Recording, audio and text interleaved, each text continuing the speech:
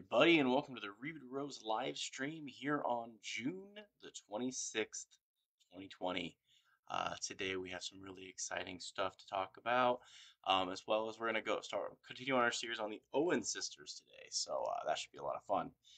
First and foremost, I want to tell you some really exciting news. We've been partnering with Cat Designs, and Cat Chelsea has actually brought by some brand new earrings for us here at the Rose. So if you're looking for some really cool earrings for your wife or for yourself, swing by here and check them out. She's got a couple of them that are little books that I'm very jealous that I can't wear dangling earrings. They're actually really cool. Definitely come check them out. We also have some great bracelets, some rings, and some necklaces, along with some of Chelsea's amazing paintings.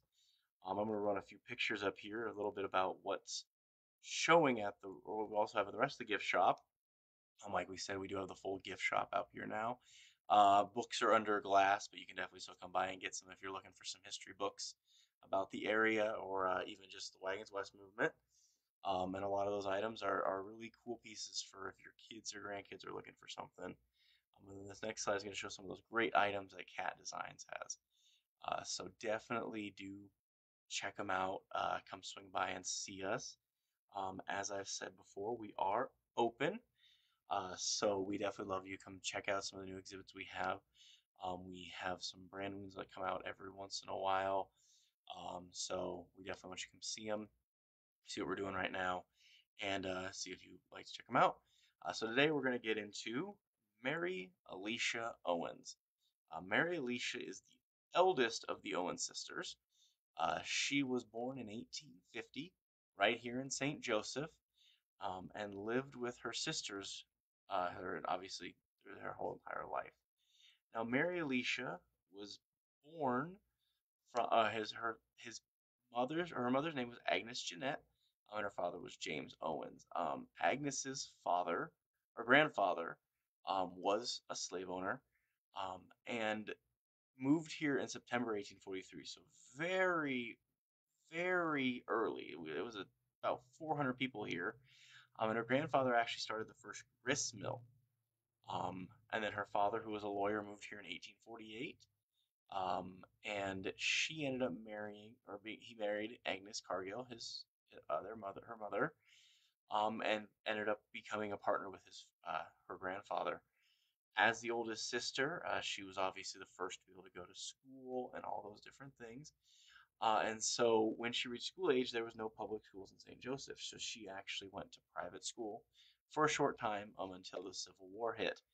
Like we talked about last week, she then decided she studied at home and was taught by her mother, as well as by sending letters to different groups around town. When she grew to about 20 years old, she had actually left to go to college at Vassar. It was actually the first college in America to give women the same education as men. And it was basically a teacher's college, but she attended there after she had attended the Pady Female College here in St. Joseph. After that time, she decided she didn't want to be married. She didn't want to become a housewife. And so she wanted to write the stories of the people that she knew, the local tribes that she had grown up about, or some of the native, the different people that lived in the area. So she started publishing stories that she had heard from some of the local tribes. They shared their legends with them. She spent a lot of time learning about the Cherokee and African American slave stories, um, as well as some escaped slaves that were given protection, would share their stories, and their stories would start kind of coalesce with each other.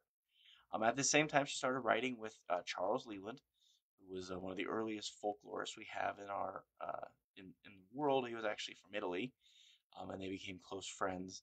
And he encouraged her to write down the legends that she was telling him because she would give him these stories.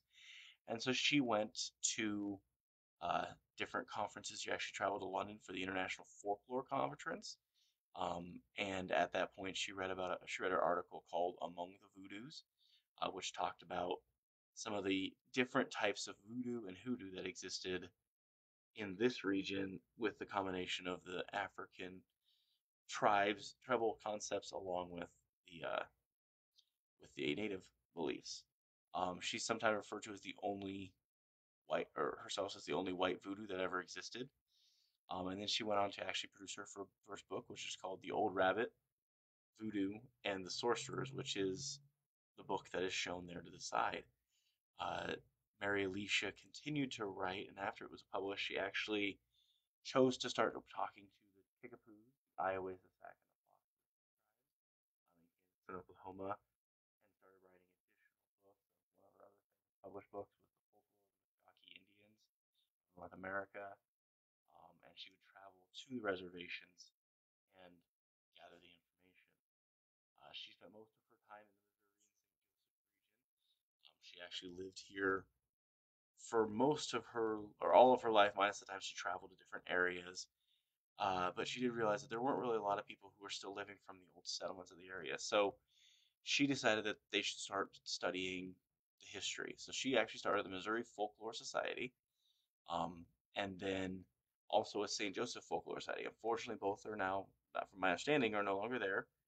And then she was a accomplished writer for many years, and eventually passed away in January 1935, and was buried at the family mausoleum out at Mount Mora Cemetery.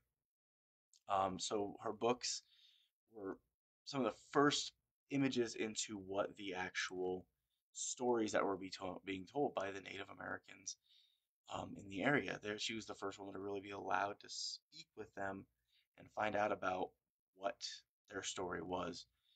So that was a little bit about Miss Mary Alicia. Next week, we'll dig into one of the other two sisters and talk about their story and what their contributions to our country were. Mary Alicia did live in that same house. The house they lived on was at Ninth and Jules.